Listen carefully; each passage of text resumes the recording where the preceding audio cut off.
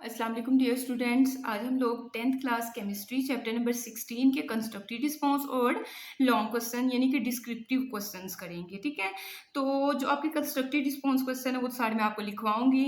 और इसमें बच्चों मैं आपको स्टार्ट में बता दूं कि मैंने जो वाइट बोर्ड पे आपको समझाना है वो मैंने उर्दू और इंग्लिश मीडियम को इकट्ठा समझा दिया है। ठीक है, वही मैं जो समझाने वाला अलग से पार्ट है वो साथ साथ मैं इनमें ऐड करती जाऊंगी, तो आपने डिटेल से समझना है। ठीक है, इंग्लिश मीडियम वालों को मैं इंग्लिश अलहदा से लिखवा दूंगी और उर्दू मीडियम वालों को अलहदा से, ठीक है, उनके लिए वीडियो बन जाएगी। तो सबसे पहले आपके पास है calculate the oxidation number of chlorine atom in CaClO3 into 2। कहता है कि आपके पास जो है ना, ये आपको दिया हुआ है कैल्शियम क्लोरेट दिया हुआ है, आपने क्लोरीन Cl का ऑक्सीडेशन नंबर फाइंड करना है। तो चलें व्हाइट बोर्ड पे इसका किस तरीके से हमने फाइंड करना है। तो देखिए, सबसे पहले तो हमने कैल्शियम क्लोरेट लिखा, इसमें कैल्शियम का ऑक्सीडेशन नंबर 2 था, क्लोरीन का उसने क्या फाइंड करना है, तो उसको मैंने एक्स का नाम दे दिया जो कि हमने मालूम करना है। और ऑक्सीजन है हमारे पास, ऑक्सीजन का ऑक्सीडेशन नंबर -2 होता है। अब देखिए सब के मेरे पास आगे हुए, अब इनको ऐड करेंगे। सबसे पहले देखिए कैल्शियम, कैल्शियम का हमारे पास ऑक्सीडेशन नंबर था 2, तो आपने 2 लिख देना है। उसके बाद है क्लोरीन, क्लोरीन का तो हमने फाइंड करना है। ठीक है, पहला आपने लिखा, उसके फौरन बाद आपने प्लस का साइन लगाना है। अब दूसरा आपके पास है क्लोरीन, उसका आपने फाइंड करना है, तो उसको मैंने फाइंड लेट किया हुआ कि एक्स है, तो वो मैंने लिख दिया। लेकिन देखिए ना, क्लोरीन के बेस में कितना क्या लिखा हुआ है, 2 लिखा हुआ है, तो मतलब इसको आपको 2 के साथ मल्टीप्लाई करना पड़ेगा। ठीक है, उसके बाद आपके पास है ऑक्सीजन, ऑक्सीजन का हमने लिखा हुआ -2 है। अब देखिए ऑक्सीजन के बाहर भी 2 लिखा हुआ है, तो हम लोग क्या करते हैं, इस 2 को जो है ना बाहर ही लिख लेते हैं, क्योंकि ये 2 जो है क्लोरीन के साथ भी आएगा, ऑक्सीजन के साथ भी आएगा। 2 को मैंने बाहर लिख लिया, क्लोरीन के लिए मैंने क्या लिखा, एक्स लिखा, और ऑक्सीजन का आपको पता है -2 होता है। ठीक है, -2। लेकिन देखिए ऑक्सीजन के साथ इसके बेस में कितने हैं, 3 एलिमेंट्स हैं, तो 3 के साथ इसको मल्टीप्लाई करना पड़ेगा और इक्वल टू 0। एक दफ़ा इस चीज़ को फिर समझिएगा। सबसे पहले आपके पास कैल्शियम था, उसका ऑक्सीडेशन नंबर 2 मैंने लिखा, फिर मैंने कैल्शियम का जब लिख लिया तो उसके बाद प्लस का साइन लगाना था। फिर मैंने इस सारे का लिखना है, तो इस सारे के बाहर जो है 2 लिखा हुआ है, तो मतलब इस सारे को आपको 2 के साथ मल्टीप्लाई करना पड़ना है, तो मैंने 2 लिखा, ब्रैकेट लगाई। अब सबसे पहले आता है क्लोरीन, तो क्लोरीन का ऑक्सीडेशन नंबर उसने कहा मालूम करो, तो उसको मैंने लेट किया हुआ है एक्स के बराबर है, तो इसकी जगह मैंने एक्स लिख दिया। ठीक है, उसके बाद फिर क्लोरीन का लिख लिया, फिर प्लस का साइन आएगा। उसके बाद ऑक्सीजन की बात आ जाएगी, लेकिन ऑक्सीजन के बेस में 3 लिखा हुआ है, तो 3 के साथ इसको मल्टीप्लाई करना पड़ना है ना, तो मैंने 3 लिख दिया। ठीक है, मैं इसको सही से लिख देती हूँ, +3। और ऑक्सीजन का ऑक्सीडेशन नंबर था -2, तो मैंने -2 लिख दिया, इक्वल टू 0। ठीक है, इस चीज़ को मैंने बाहर लिख दिया, क्लोरीन को मैंने लिखा, फिर ये 3 को मैंने पहले लिख लिया और ऑक्सीजन का ऑक्सीडेशन नंबर लिखा। अब देखिए आपके पास ये 2 ऐसे ही, ये वाला 2 भी आपका एज इट इज़, एक्स भी ऐसे ही। देखिए इन दोनों को मल्टीप्लाई करें, प्लस माइनस माइनस होता है, 3 2 आपके पास 6 बन जाएगा और इक्वल टू 0। अब आपने क्या करना है, इस 2 को अंदर मल्टीप्लाई करना है, तो 2 को जब x से करेंगे तो 2x बन जाएगा, प्लस माइनस माइनस होता है, 2 6 8 12 बन जाएगा, इक्वल टू 0। अब ये वाला 2x जो है एज इट इज लिखा, और 2 - 12 करेंगे, 2 में से 12 निकालेंगे तो माइनस का 10 आ जाएगा। नेक्स्ट आपने क्या करना है कि 2x इधर है, माइनस का 10 है, दूसरी साइड पे जाके प्लस का 10 हो जाएगा। ठीक है, अब ये प्लस का 10 है, तो 2 इस साइड पे मल्टीप्लाई हो रहा है, इस साइड पे आके क्या हो जाएगा, डिवाइड हो जाएगा। इनकी कटिंग करें, 2 5 10 होता है, तो यहाँ से आपके पास प्लस का 5 आएगा। तो आपको समझ आई, एक्स हमने किसको रखा हुआ था, किसका ऑक्सीडेशन नंबर, क्लोरीन का। तो लास्ट पे आप लिख लेंगे कि क्लोरीन का ऑक्सीडेशन नंबर क्या है, +5 है। ठीक है, तो इंग्लिश वाले लिख देंगे कि hence oxidation number of chlorine is +5, और उर्दू वाले लिख देंगे कि क्लोरीन का ऑक्सीडेशन नंबर +5 है। नेक्स्ट मेरे पास है सेकंड वाला question, how can H2O2 behave as an oxidising agent. हमारे पास हाइड्रोजन जो पेरोक्साइड है आपके पास, ठीक है, कहता है ये ऑक्सीडाइजिंग एजेंट के तौर पे कैसे काम करता है। ठीक है, ऑक्सीडाइजिंग एजेंट होता है कि हाइड्रोजन पेरोक्साइड ने ना अपने पास जो कोई होना है ना, उसके पास कोई एटम होना है, उससे किस तरीके से इलेक्ट्रॉन खींचने हैं। ठीक है, अपनी तरफ अट्रैक्ट ले लेने हैं। जब ये ले लेगा खुद तो ये रिड्यूस हो जाएगा, लेकिन अगले को इसने क्या कर दिया, ऑक्सीडाइज कर दिया।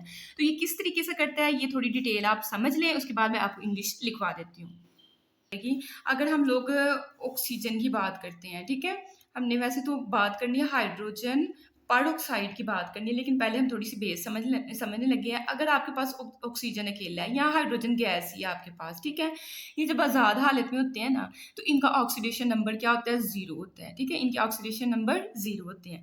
लेकिन जब ये क्या करते हैं, किसी दूसरे जैसे हाइड्रोजन है, वाटर की एग्जाम्पल लेते हैं, ठीक है, जब ये वाटर ऑक्सीजन जो है वाटर बनाता है, मतलब हाइड्रोजन गैस के साथ मिलता है, तो तब ये जो है इसका ऑक्सीडेशन नंबर क्या होता है, -2 होता है, ठीक है। ऑक्सीजन के ऊपर इस टाइम ऑक्सीडेशन नंबर क्या है, -2 है। अगर इसके ऊपर -2 ऑक्सीडेशन नंबर है तो ये स्टेबल होता है, ठीक है। अब -2 ऑक्सीडेशन नंबर इस पे कैसे आता है, मैंने आपको पहली बात जो समझाई है, मैंने कहा ऑक्सीजन हो या आपके पास गैस हो, ठीक है, ये दोनों जो है इनका ऑक्सीडेशन नंबर को मैं चले ON के साथ जाहिर करने लगी, वो आपके पास 0 होता है इनके ऊपर आज़ाद हालत में। लेकिन जब ये दूसरे किसी सब्सटेंस के साथ मिलते हैं, जैसे हाइड्रोजन गैस के साथ मिलते हैं, H2 के साथ ऑक्सीजन मिल गया, ठीक है, तो ज़ाहिर ये वाटर बनाएगा, ठीक है। अब इस हालत में जो है जब वाटर बनेगा तो ऑक्सीजन का ऑक्सीडेशन नंबर होता है -2। अब ये -2 कैसे होता है, अगर आप हाइड्रोजन गैस की बात करें ना, H2 की बात करें, तो H2 असल में हमारे पास इसमें 2 हाइड्रोजन हैं, ठीक है। ये ऑक्सीजन क्या करता है, इस हाइड्रोजन से एक इलेक्ट्रॉन लेता है, एक इससे इलेक्ट्रॉन लेता है, दोनों से इलेक्ट्रॉन लेके तो -2 इसके ऊपर ऑक्सीडेशन नंबर आ जाता है। जब इसके ऊपर -2 ऑक्सीडेशन नंबर हो तो ये आपके पास स्टेबल होता है। अब क्वेश्चन जो हमसे पूछ रहा है ना, वाटर के मामले में तो ये स्टेबल हो गया, लेकिन वो हमसे वाटर की एग्जाम्पल नहीं ले रहा, वो हमें कह रहा है H2O2, मतलब हाइड्रोजन पर ऑक्साइड की बात करने लगा है। अब इस केस को समझने की कोशिश कीजिएगा, हाइड्रोजन पर ऑक्साइड, इसमें देखें ये आपके पास स्टेबल नहीं है, ये अनस्टेबल है। अनस्टेबल कैसे है, देखें आपके पास ऑक्सीजन के भी आपके पास 2 मॉलिक्यूल्स हैं और हाइड्रोजन के भी हैं, मतलब 2 आपके पास हाइड्रोजन है और 2 ही आपके पास ऑक्सीजन है। अब दोनों हाइड्रोजन से अगर ये एक इलेक्ट्रॉन जाता है, मतलब टोटल तो 2 ही आपके पास इलेक्ट्रॉन जाएगा, तो आगे 2 ऑक्सीजन पड़े हुए हैं, तो दोनों एक इलेक्ट्रॉन ले लेंगे, लेकिन इनका ऑक्सीडेशन नंबर तो -2 होता है, तो ये दोनों ऑक्सीजन जो है अनस्टेबल हो गए हैं। जब ये अनस्टेबल होते हैं तो इनकी बहुत कोशिश होती है कि हम जल्दी से किसी न किसी तरीके से कहीं से 2 इलेक्ट्रॉन्स लें, ठीक है, ताकि दोनों के ऊपर -2 ऑक्सीडेशन नंबर आ जाए और ये स्टेबल हो जाए, ठीक है। तो ये जब एक इलेक्ट्रॉन अपने आसपास से ले लेंगे तो इनके ऊपर जब आपके पास, पहले तो इस हालत में तो ये आपके पास क्या है, ये गैर मुस्तहिकम है या अनस्टेबल है, लेकिन आसपास से जो ही एक इलेक्ट्रॉन लेंगे तो जब इनके ऊपर -2 आपके पास चार्ज हो जाएगा तो ये स्टेबल हो जाते हैं, ठीक है। अब जो जिनसे ये ले रहे होते हैं, मतलब कि ये ले रहे हैं तो मतलब ये खुद रिड्यूस हो रहे हैं, और जिनसे ले रहे हैं वो आपके पास क्या हो रहे होते हैं, ऑक्सीडाइज्ड हो रहे होते हैं। इसको लिखेंगे कैसे कि hydrogen peroxide H2O2 act as an oxidising agent. कैसे ऑक्सीडाइजिंग एजेंट है, क्योंकि आपके पास ऑक्सीजन दोनों के पास -1 था और हाइड्रोजन के पास 2 हाइड्रोजन थे, ठीक है। इन दोनों से इन्होंने एक इलेक्ट्रॉन लेके -1 इन पे आ गया, लेकिन इनका ऑक्सीडेशन नंबर -2 है, इसलिए इन्होंने करीबी कहीं से 2 इलेक्ट्रॉन्स को क्या किया, अपनी तरफ खींच लिया है। जब ये खींच लिए, ये खुद तो रिड्यूस हो गए हैं, लेकिन जिनसे लिए वो आपके पास ऑक्सीडाइज हो गए हैं। तो यही मैंने लिखा है कि हाइड्रोजन पेरोक्साइड जो है ऑक्सीडाइजिंग एजेंट के तौर पे काम कर रहा है, because oxygen is an oxidising agent. यहाँ जो ऑक्सीजन है इसने अपने आप को स्टेबल करने के लिए दोनों ऑक्सीजन ने अपने आप को स्टेबल करने के लिए बाहर से 2 इलेक्ट्रॉन्स को खींचना है। तो ये जब खींचेंगे, ये लेंगे, तो ये खुद तो रिड्यूसिंग है, लेकिन अगले को इन्होंने क्या कर दिया, ऑक्सीडाइज कर दिया। Because oxygen is an oxidising agent, because oxygen has an unstable oxidation number of -1। ये क्यों ऑक्सीडाइजिंग एजेंट है, क्योंकि ये अनस्टेबल है, इनके ऊपर ऑक्सीडेशन नंबर था -1। ये क्या करेंगे, it easily takes electrons from other substances, ये करीब के सब्सटेंसेस से जो है आराम से इलेक्ट्रॉन्स ले लेंगे। जब इलेक्ट्रॉन्स एक एक ले लेंगे तो उन दोनों के ऊपर क्या आ जाएगा, -2 ऑक्सीडेशन नंबर आ जाएगा, ठीक है। To get a stable oxidation number of -2 in water, ठीक है, तो ये फिर पानी के अंदर जो है -2 ऑक्सीडेशन नंबर हासिल कर लेंगे, ठीक है, बाय गेनिंग इलेक्ट्रॉन्स को हासिल करने से it oxidise the other substance, जिनसे इन्होंने एक इलेक्ट्रॉन लिया उनको, उन सब्सटेंस को या अदर सब्सटेंस को, दूसरे सब्सटेंस को इन्होंने ऑक्सीडाइज कर दिया एंड रिड्यूस इटसेल्फ, और खुद ही रिड्यूस हो गए हैं, ठीक है। तो किस तरह से हाइड्रोजन पेरोक्साइड हमारे पास ऑक्सीडाइजिंग एजेंट है कि ये करीबी जो हमारे सब्सटेंस होते हैं उनसे इलेक्ट्रॉन ले लेते हैं, वो ऑक्सीडाइज हो जाते हैं, ये खुद रिड्यूस हो जाते हैं। तो ये खुद रिड्यूस हुए हैं, इन्होंने अगलों को ऑक्सीडाइज कर दिया, तो यही आपने सारी रीजन इसमें जो है वो ऐड कर देनी है। नेक्स्ट हमारे पास सेकंड वाला है क्वेश्चन है, थर्ड है, कहते हैं why different products are formed at the electrodes. कहता है कि इलेक्ट्रोड्स के ऊपर डिफरेंट आपके पास प्रोडक्ट्स कैसे बनती हैं। अभी मैं आपको समझाऊंगी जिसमें हमने क्या करना है कि NaCl नमक को जो पानी में मिलाना है ना, तो कुछ लोग होते हैं जैसे स्कंजवी आप लोग बनाते हो, तो स्कंजवी जब आप लोग बनाते हो तो पानी के अंदर नमक आप बहुत कम डालते हो, तो मतलब वो आपके पास जो होता है पतला आपके पास मिक्सचर होता है। लेकिन अगर आप पानी कम रखते हो और नमक बहुत ज़्यादा डाल देते हो तो आपका गाढ़ा आपके पास सोल्यूशन बनता है, ठीक है। तो जो पतले के लिए आपके पास जो है वो हाइड्रोजन गैस खारिज होगी, और जो गाढ़ा है उसके लिए आपके पास क्लोरीन गैस मतलब खारिज होगी। तो दो मतलब गाढ़े मिक्सर के लिए अलहदा तरह की प्रोडक्ट आपको मिल रही है, ठीक है। यही पूछा है कि why different products are formed at the electrodes. Electrodes के ऊपर मुख्तलिफ प्रोडक्ट्स क्यों बनती हैं। जब आपके पास पतला मिक्सचर होता है तो हाइड्रोजन गैस मिल रही है, जब गाढ़ा होता है तो क्लोरीन गैस मिल रही है। कब? When a dilute and concentrated, जब आपके पास पतला और गाढ़ा एक्वस सॉल्यूशन ऑफ NaCl मतलब आर इलेक्ट्रोलाइज नमक का पतला और गाढ़ा जो है सॉल्यूशन जब आप बनाते हो तो उससे आपको डिफरेंट प्रोडक्ट्स क्यों मिलती हैं। तो पहले ये थोड़ी डिटेल समझ लें, उसके बाद मैं आपको इंग्लिश लिखवा देती हूँ। थोड़ी डिटेल में जाना पड़ेगा। नमक मेरे पास है NaCl और वाटर है मेरे पास H2O। जब ये दोनों मिलते हैं तो जो आपके पास नमक है या सोडियम क्लोराइड है वो टूट के Na+ और Cl- में चेंज हो जाता है, और वाटर से आपके पास हाइड्रोजन आयन और हाइड्रोक्सिल आयन आपके पास बनते हैं, ठीक है। अब इसमें दो तरह के देखिए प्लस के साइन और माइनस के साइन है। अब इससे दो कैटेगरीज बनेंगी, आप एक बनेगी कैथोड की और एक बनेगी एनोड की, ठीक है। अब हमें पता है कैथोड के ऊपर होता है नेगेटिव चार्ज। अब अगर कैथोड के ऊपर नेगेटिव चार्ज है तो इन चारों में से इसने पॉजिटिव वालों को अपनी तरफ अट्रैक्ट करना है क्योंकि खुद इस पर नेगेटिव चार्ज है। तो सोडियम और यहाँ से हाइड्रोक्सिल आयन जो है कैथोड की तरफ आएंगे, ठीक है। अब आपको यहाँ से पता है कि हाइड्रोजन जो है वो ज्यादा तेज है, इसकी ज्यादा कोशिश होती है कि मैं जल्दी से जो है वो इलेक्ट्रॉन को ले लूँ, ठीक है। कैथोड का काम होता है लेना। तो इसमें आपके पास सोडियम और जो है आपके पास हाइड्रोजन का आयन आ रहा है, इन दोनों में से ज्यादा तेज कौन सा होता है? हाइड्रोजन वाला होता है। तो हाइड्रोजन ने क्या करना है? जल्दी से एक इलेक्ट्रॉन ले लेना है। जब ये एक इलेक्ट्रॉन ले लेगा तो ये हाइड्रोजन गैस बन जाती है, ठीक है। तो यहाँ से आपको H2 गैस मिली। पहली बात आपने ये समझनी है। इसके मुकाबले में एनोड पे होता है पॉजिटिव चार्ज। अगर पॉजिटिव चार्ज है तो इसने नेगेटिव वालों को अपनी तरफ अट्रैक्ट करना है, जिसमें क्लोरीन और आपके पास हाइड्रोक्सिल जो है आपके पास ये दोनों आ जाएंगे एनोड के पास। अब देखिए एनोड के पास, एनोड में दो केसेस आपके पास फर्दर बनेंगे। अब हो सकता है कि आपने जो एक्वस सॉल्यूशन बनाया पानी और नमक का, ठीक है, उसमें आपने पानी ज्यादा डाला हो और नमक कम डाला हो, ठीक है। अगर मतलब कि पतला है, पतला तो तभी होगा जब आपने पानी ज्यादा डाला और नमक आपने बिल्कुल थोड़ा डाला है, ठीक है। जैसे आप स्कंजवी बनाते हो तो उसमें आप पानी ज्यादा डालते हो, हल्का सा नमक डालते हो, ठीक है, तो आपका पतला महलूल बन गया। अगर पानी ज्यादा है तो मतलब वहाँ हाइड्रोक्सिल जो आपके पास आयन है ये ज्यादा मजबूत है। पानी देखे ना, हाइड्रोजन और ऑक्सीजन इसमें आ रहे हैं, तो ये ज्यादा आपके पास क्या हो जाएगा? ताकतवर हो जाएगा।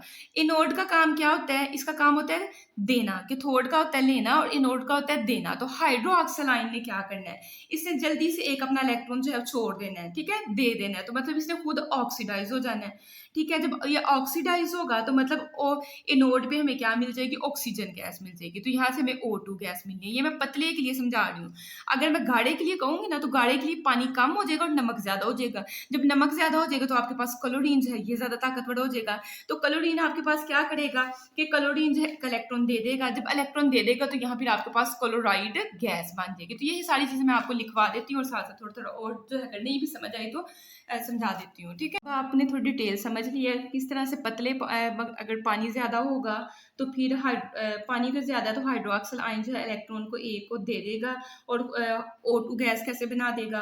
और जब गाढ़ा होगा तो फिर क्लोरीन जो है इलेक्ट्रॉन को देगी और क्लोराइड गैस कैसे बना लेगी वो आपने सारा समझ लिया। यही चीजें मैंने इधर लिखी है कि इन डाइल्यूट NaCl, पतला जब आपके पास NaCl सोल्यूशन होता है तो पतले सोल्यूशन में मतलब पानी ज्यादा होता है और नमक कम होता है। जब पानी ज्यादा होगा तो हाइड्रोक्सिल आयन OH आयन जो है आपके पास वो क्या करेगा? वो एनोड का काम कर रहा है तो वो क्या करेगा? एक इलेक्ट्रॉन को डिस्चार्ज कर देगा, दे देगा, ठीक है।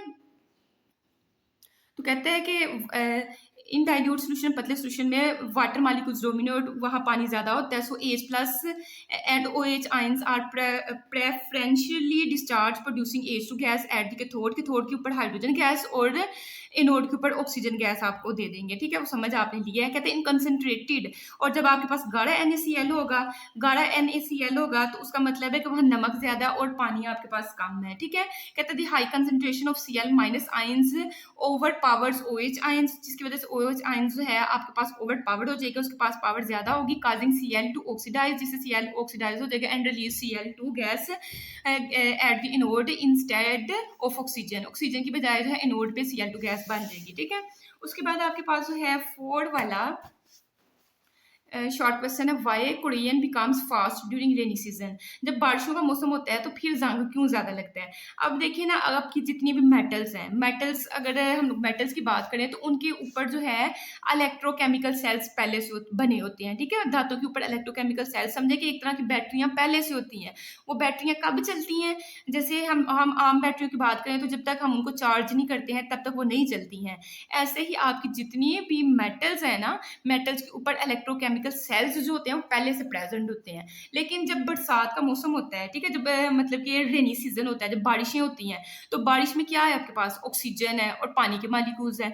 जब इन इलेक्ट्रोकेमिकल सेल्स पे वो आते हैं तो फिर ये चार्ज हो जाता है। चार्ज होने की वजह से अब ये बैटरी काम करना शुरू हो जाती है। काम करने क्या करती है, फिर ये जंग पैदा करती है। तो यही चीजें हम लोग लिखेंगे, corrosion is an electrochemical cell process that requires moisture, जिसके लिए हमें नमी की जरूरत होती है, ठीक है। ये इलेक्ट्रोकेमिकल सेल है, ठीक है। जंग लगने के अमल में आपके पास एक इलेक्ट्रोकेमिकल सेल प्रोसेस जो होता है, ठीक है। Korean is an electrochemical process, ये सेल ना लिखें।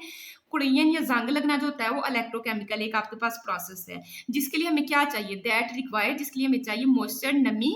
तो पानी के अंदर जो है नमी होती है, ठीक है, गीला होता है, एंड ऑक्सीजन, और पानी के अंदर ऑक्सीजन गैस भी है, to take place on a metal surface. तो फिर ये मेटल सरफेस के ऊपर जो है इलेक्ट्रोकेमिकल सेल्स पहले होते हैं, और जब हमें उसके ऊपर हमें नमी और ऑक्सीजन मिल जाएगी तो वहां आपके पास जंग लग जाएगा। ड्यूरिंग द रेनी सीजन, जब बारिशों का मौसम होता है, हाई एटमोस्फेरिक ह्यूमिडिटी, अब बारिश है तो वहां नमी ज्यादा हो जाती है, provides a continuous electrolytic film of water on the metals.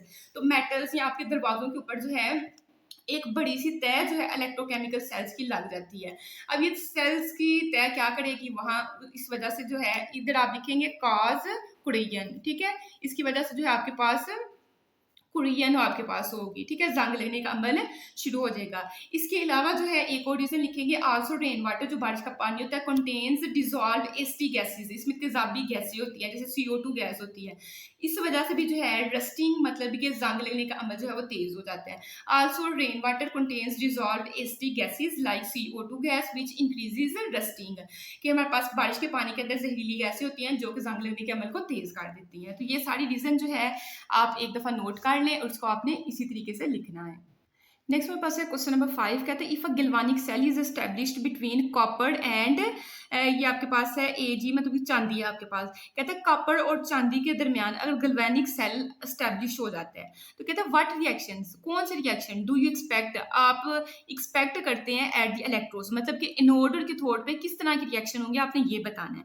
सबसे पहले हमें कॉपर और चांदी के बारे में एक चीज का पता होना चाहिए कि इनका रिडक्शन पोटेंशियल कितना है, ठीक है। रिडक्शन पोटेंशियल बोलते हैं किसी भी मेटल का इलेक्ट्रॉन खींचने की ताकत।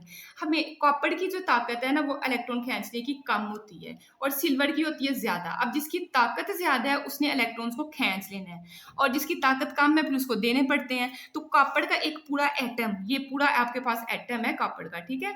कॉपर का पूरा एटम क्या करेगा कि खुद जो है कॉपर आयन में चेंज हो जाएगा। मतलब मैंने आपको ये समझाया ना कि कॉपर जो है इसकी लो रिडक्शन पोटेंशियल होती है, मतलब ये इसको देने पड़ेंगे इलेक्ट्रॉन। तो कॉपर क्या, पूरा एटम क्या करता है, 2 इलेक्ट्रॉन दे देता है और खुद एटम से क्या बन जाता है, कॉपर का आयन बन जाता है। और हमने कहा था सिल्वर जो है, सिल्वर का रिडक्शन पोटेंशियल मतलब इलेक्ट्रॉन लेने की ताकत ज्यादा होती है। तो जो कॉपर ने 2 इलेक्ट्रॉन दिए हैं ना सिल्वर ने, वो 2 इलेक्ट्रॉन लेके, ठीक है, और अपने 2 आयन्स उसके इसमें ऐड होंगे तो ये पूरा एटम बन जाता है। तो उसने यही पूछा था इनऑर्डर की थोड़ पे क्या प्रोसेस होगा, तो आप यही लिखेंगे copper has a lower reduction potential than silver, so copper act as the anode and Ag act as a cathode. At the anode copper undergoes oxidation, anode है तो ऑक्सीडेशन का प्रोसेस होगा, इसको देने पड़ेंगे 2 इलेक्ट्रॉन। तो हमने क्या किया कि कॉपर का पूरा एटम लिया, इसमें 2 इलेक्ट्रॉन दिए और खुद कॉपर आयन में चेंज हुआ। इसके ऊपर लिख लीजिएगा कि कॉपर आयन बनाइए, एटम नहीं अब रहा। और एट द कैथोड, कैथोड आप जो है कैथोड के ऊपर सिल्वर आयंस अंडरगो रिडक्शन, यहाँ रिडक्शन का प्रोसेस होगा। ये 2 इलेक्ट्रॉन्स को लेंगे, अपने आयंस में 2 इलेक्ट्रॉन्स को जमा करेंगे और उससे पूरा एक आपके पास ठोस जो है आपके पास क्या है, चांदी बनेगी आपके पास, ठीक है। तो eight the cathode silver ions undergoes reduction bye gaining those electrons, और इस तरह का प्रोसेस होगा। और बाय कंबाइनिंग, अगर हम इनको कंबाइन कर लेते हैं, लेट्स सपोज बाय कंबाइनिंग इनका कंबाइन अगर प्रोसेस देखें, मतलब कॉपर के अंदर ये आपके पास ऐड होता है, कॉपर के अंदर आपके पास 2Ag ऐड होता है। तो देखें 2 इलेक्ट्रॉन ये तो आपस में कैंसिल हो जाएंगे, तो रिजल्ट में आपको क्या मिलेगा, Cu2 प्लस यहाँ से क्या मिलेगा, अच्छा यहाँ देखें ना, यहाँ 2 यहाँ नहीं था ना, ये आना था। आयंस की बात कर रहे हैं, 2 आयंस 2 इलेक्ट्रॉन से मिलेंगे, ठीक है। तो यहाँ भी आपके पास ये यहाँ 2 नहीं आता, Ag के ऊपर +2 आता है। तो ये देखिए 2 इलेक्ट्रॉन से कैंसिल हो गए, Cu में ये दोनों ऐड होंगी, रिजल्ट में आपको Cu2 प्लस और इसके साथ 2Ag आपको मिलेगा, इनका कंबाइंड रिजल्ट। बाय कंबाइनिंग ये आपके पास रिजल्ट आ जाएगा। नेक्स्ट हम करते हैं क्वेश्चन नंबर 6। क्वेश्चन नंबर 6 में कहता है what is the function of a porous partition या गिल्वानिक सेल।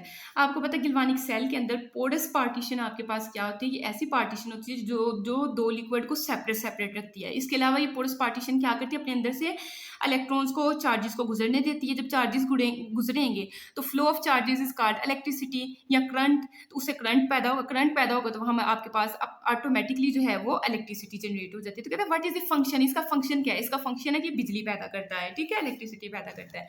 तो आप ये लिखेंगे कि a porous partition keeps the 2 electrolytic solution separate. मैंने बताया कि पोरस पार्टीशन जो है एक तो काम ये करती है कि इलेक्ट्रोलिटिक सॉल्यूशंस को सेपरेट रखती है, कि ये क्या करती है, सेपरेट रखने का मतलब है कि टू प्रिवेंट, बचाती है मैकेनिकल मिक्सिंग की, आपस में दोनों लिक्विड जो है आपस में मिक्स ना हो जाए।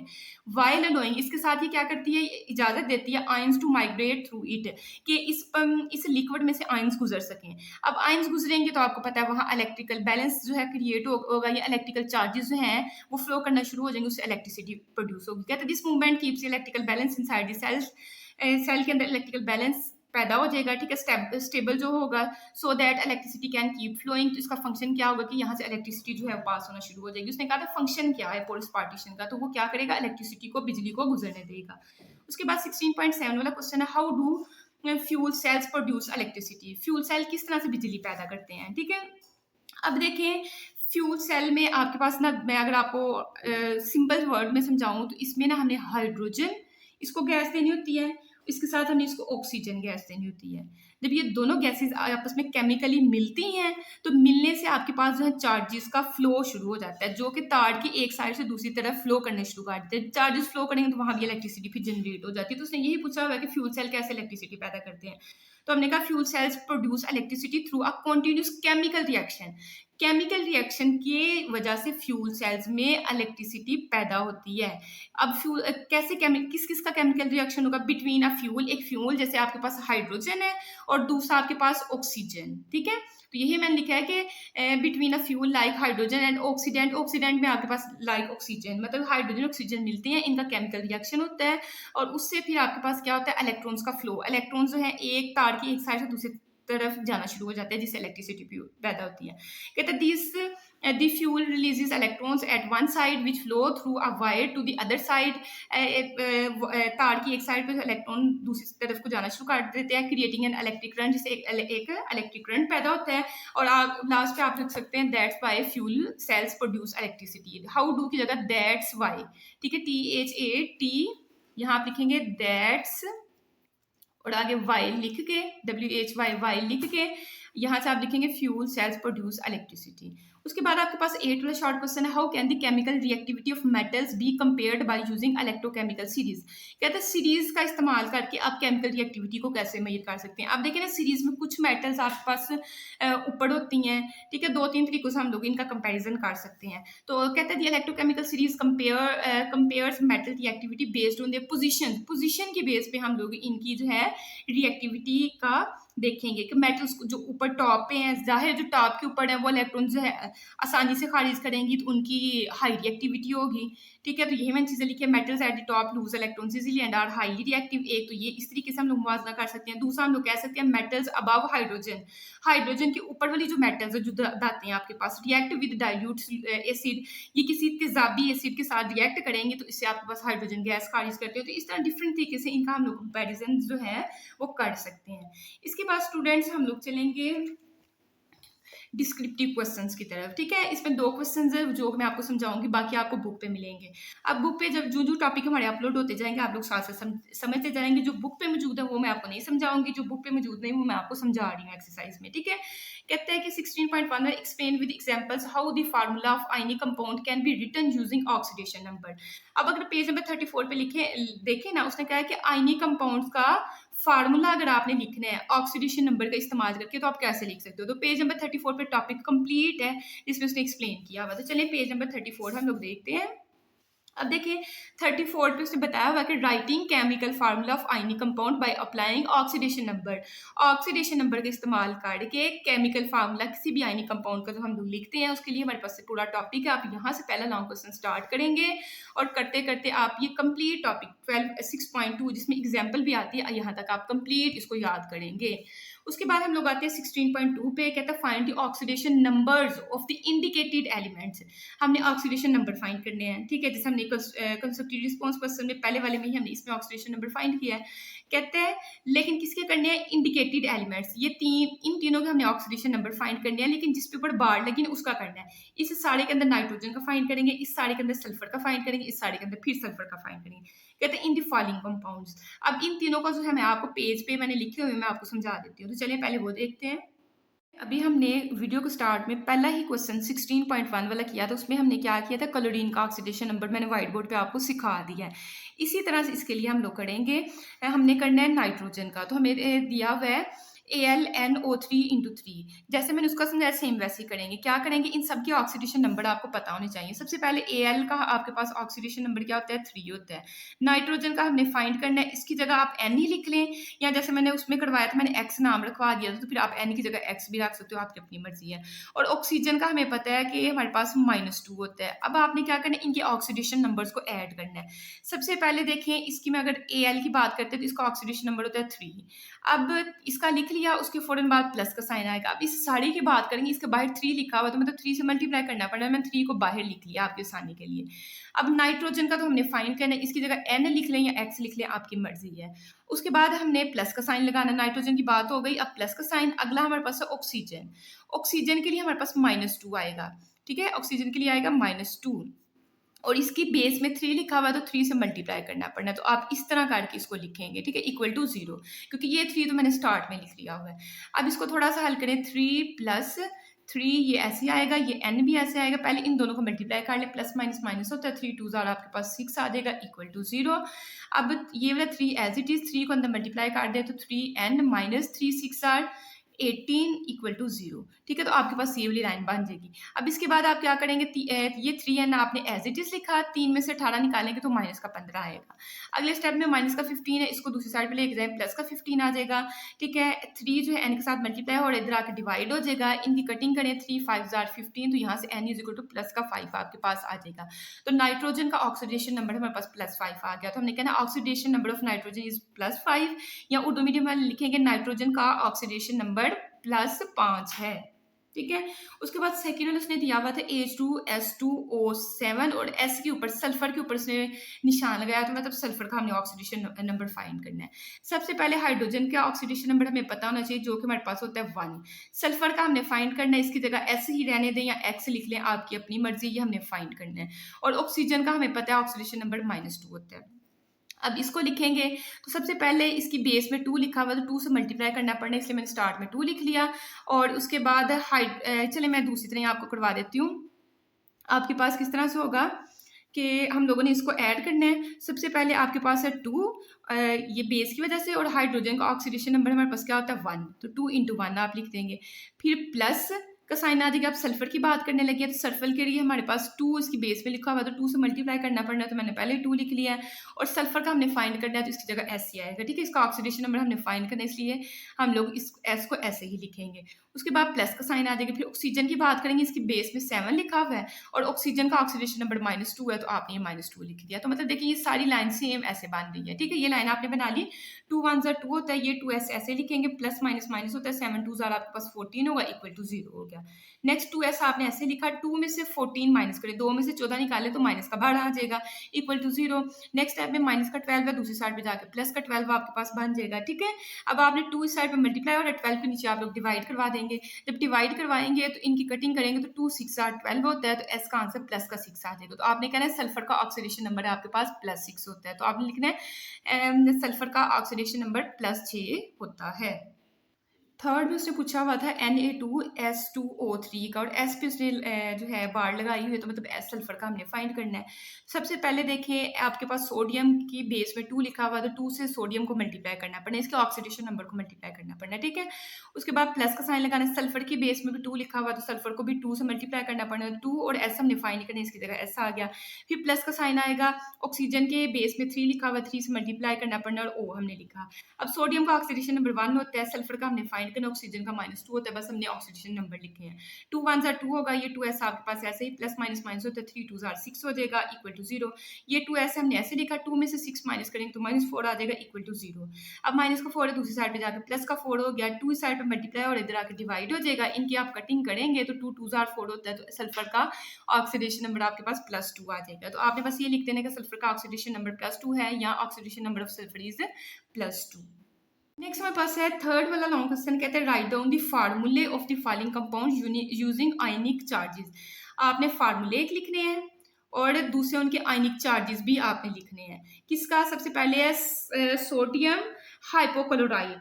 मतलब पहले आप नाम लिखेंगे, ये आपको जो भी कंपाउंड दिया आप पहले लिखेंगे कंपाउंड का नाम, जो कि सोडियम हाइपोक्लोराइड है, ठीक है। उसके साथ अगले में आप उसका आयनिक चार्ज लिख देंगे। अगले अगले मतलब लाइनें 3 लगा के ना, एक में कंपाउंड लिखेंगे, दूसरे में उसका आयनिक चार्ज लिख देंगे, और तीसरे में उसका हम लोग फार्मूला लिख देंगे, ठीक है। मैंने उर्दू मीडियम में लिखा है, मैंने आपको बता देती हूँ आपने चेंजिंग कहाँ करनी है। तो देखिए मेरा तो उर्दू मीडियम में लिखा हुआ है, आपने नेम ऑफ कंपाउंड की पहले हेडिंग देनी है। ये एक हेडिंग है ना, ये आपका यहाँ चलेगा, दरमियान वाला इधर रहेगा, बस आपने इन दोनों की जगह चेंज कर देनी है। इसको एंड पे लिख लेना है, इसको स्टार्ट पे लिख लेना है। पहली आपकी हेडिंग होगी नेम ऑफ कंपाउंड्स, ठीक है। उसमें आप यहाँ से देके सोडियम हाइपोक्लोराइड की जगह यहाँ से देके स्पेलिंग ये पूरे लिख लीजिएगा इसकी जगह, ठीक है। कैल्शियम ऑक्सीलेट की जगह यहाँ से देके इसकी जगह, मतलब ये उर्दू की जगह ये वाली इंग्लिश लिख लीजिएगा, इस उर्दू की जगह ये वाली इंग्लिश, और इसकी जगह ये वाली लिख लीजिएगा, ठीक है। तो ये आपका पूरा इंग्लिश आपने इधर लिख लेनी है, बाकी फिर आपने यही लिखना है, ठीक है। यहाँ शामिल आयंस, यहाँ आपने लिखना आयनिक चार्जेस लिखना है, ठीक है। आयनिक चार्जेस यहाँ आपने हेडिंग लगानी है, और सबसे लास्ट पे आपने केमिकल फार्मूला की हेडिंग लगानी है। मैंने आपको बोल दिया केमिकल फार्मूला की हेडिंग लगानी है, और ये दोनों आपने एज इट इज लिखने, बस यहाँ आपने इंग्लिश लिखनी है। तो यहाँ से लेके यहाँ तक आपका लॉन्ग क्वेश्चन जो है अटेम्प्ट हो जाएगा। आई होप कि आपको समझ इसकी आ गई हुई है, ठीक है। उसके बाद हम लोग चलते हैं क्वेश्चन नंबर थर्ड की तरफ, फोर्थ की तरफ। कहते हैं describe the working of a fuel cell. इसका आंसर आपको मिलेगा पेज नंबर 45 पे, जिसपे उसने वर्किंग ऑफ फ्यूल सेल देखें। सबसे पहले 16.3 वाला टॉपिक निकाले फ्यूल सेल, उसकी वर्किंग भी इसी के अंदर आ जाती है। तो यहाँ से आप 45 पे आप यहाँ से स्टार्ट करेंगे, और नेक्स्ट करते करते आप 46 पेज पे यहाँ तक ओवरऑल रिएक्शन वाला सारा ऐड करके यहाँ तक जो है आप कंप्लीट 4 वाला लॉन्ग क्वेश्चन याद करेंगे।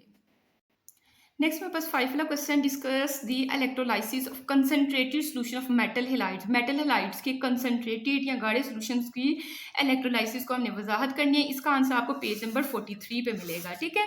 तो 43 पेज पे अगर आप आते हैं तो 43 पेज पे electrolysis of concentrated aqua solution of metal halides, यही उसने क्वेश्चन पूछा हुआ था। तो यहाँ से आप स्टार्ट करेंगे, और अगले पेज पे आप मतलब कि 16.9 वाला यहाँ तक आप जो है 44 पेज पे कंप्लीट लॉन्ग क्वेश्चन जो है वो याद करेंगे।